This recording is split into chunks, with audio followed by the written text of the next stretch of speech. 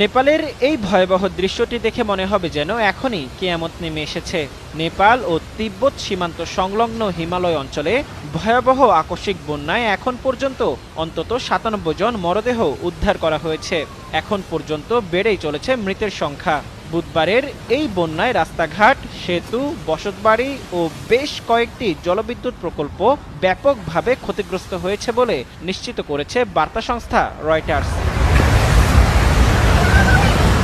বিভিন্ন গণমাধ্যমে নেপালের পর্যটন বোর্ড জানিয়েছে, রসুয়া জেলার বন্যার পর ৩৮৪ জন পর্যটক নিখোঁজ হয়েছেন। তাদের মধ্যে ২৯১ জন বিদেশি এবং ৯৩ জন নেপালি নাগরিক। ফুডেলা একটি নাবিল পণ্য। এছাড়া নিখোঁজদের মধ্যে অন্তত ১০৫ জন ভারতীয় এবং ১২ জন ব্রিটিশ নাগরিক রয়েছেন। প্রাথমিক বিশ্লেষণ অনুযায়ী বরফ ধসের কারণে লেন্ডি নদীর গতিপথ আটকে যাওয়ার পর ভোতেকোশি নদীতে এই আকস্মিক বন্যা সৃষ্টি হতে পারে বলে ধারণা করা হচ্ছে। এদিকে নেপালের এই ভয়াবহ পরিস্থিতিতে দেশটির সরকারের মুখপাত্র সুস্মিত পোখরেল ভারত ও চীন দুই দেশের কাছে উদ্ধার ও ত্রাণ কার্যক্রমে সহায়তা চেয়েছেন।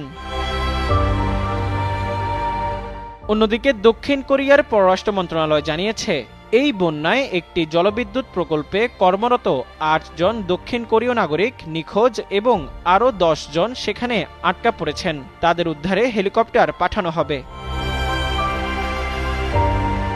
নেপাল সেনাবাহিনী জানিয়েছে, পানির প্রবাহ না কমা পর্যন্ত দুর্গত এলাকায় হেলিকপ্টার অবতরণ করা সম্ভব হবে না।